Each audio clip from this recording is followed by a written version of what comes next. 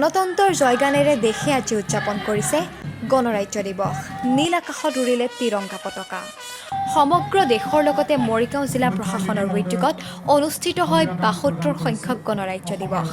মৰিগাঁৱৰ তৰুণ খেলপথাৰত অনুষ্ঠিত হোৱা গণৰাজ্য দিৱসত আনুষ্ঠানিকভাৱে পতাকা উত্তোলন কৰে অসম চৰকাৰৰ ৰাজ্যিক স্বাস্থ্য মন্ত্ৰী পীযুষ হাজৰিকাই।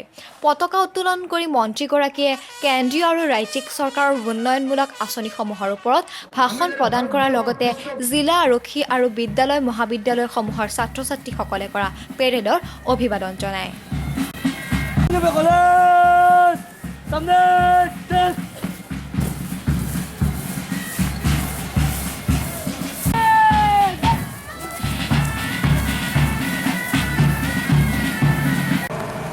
মুকলিত মল ত্যাগকে আদি কৰি বিভিন্ন ক্ষেত্ৰত সফলতা লাভ কৰিছে। সফলতা লাভ কৰাৰ লগে লগে চৰকাৰৰ শেহতীয়া কৃষি আঁচনিসমূহ সম্পূৰ্ণৰূপে ৰূপায়িত হৈ আছে।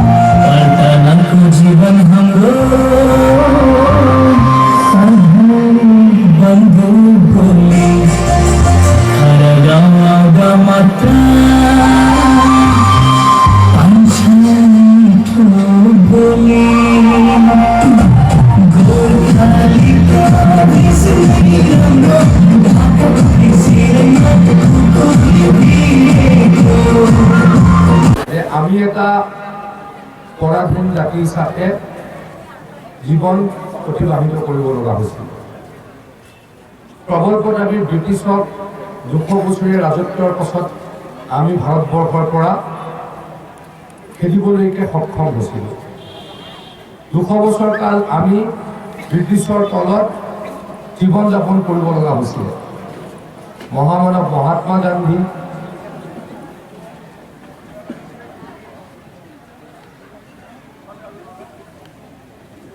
আদি কৰি শ্ৰদ্ধাৰ স্বাধীনতা সংগ্ৰামীসকলে আমাক স্বাধীনতাৰ সোৱাদ দিছিলে আৰু ব্ৰিটিছক ভাৰতবৰ্ষৰ পৰা খেদি পঠাইছিলে। 1947 চনৰ 15 আগষ্ট তাৰিখে আমি স্বাধীনতা লাভ কৰিছিলোঁ। স্বাধীনতা লাভ কৰাৰ পাছত আমি নিজেই নিজক শাসন কৰিব পৰা হ'লোঁ। কিন্তু নিজে নিজক শাসন কৰিবলৈ হ'লে এখন সংবিধানৰ প্ৰয়োজন হয়, আইন কানুনৰ প্ৰয়োজন হয়। দেশখন কেনেকৈ চলিব, দেশখনৰ জনতাই কেনেকৈ আগবাঢ়ি যাব, ৰাজ্যসমূহে কেনেকৈ কাম কৰিব, তাৰ কাৰণে এখন সংবিধানৰ প্ৰয়োজন আছে। সংবিধান প্ৰণেতা সমিতিৰ নেতৃত্বত, সংবিধান প্ৰণেতা সমিতিৰ সভাপতি বাবা চাহেব ভীমৰাও আম্বেদকাৰৰ নেতৃত্বত ভাৰতবৰ্ষত এখন সংবিধান ৰচনা কৰা হৈছিল আৰু এই সংবিধানখন 1950 চনৰ আজিৰ দিনটোতেই গ্ৰহণ আৰু কাৰ্যকৰীকৰণ কৰা হৈছিলে।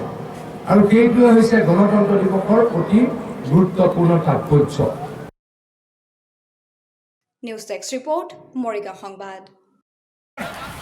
মৰিগাঁও মহাবিদ্যালয়ত বিশ্ববিদ্যালয় অনুদান আয়োগ UGCৰ অধীনত BVOC in mass communication and জাৰ্নেলিজিমৰ পাঠ্যক্ৰম নতুনকৈ অন্তৰ্ভুক্ত কৰা হৈছে। ইচ্ছুকসকলে নাম ভৰ্তি কৰিব পাৰে।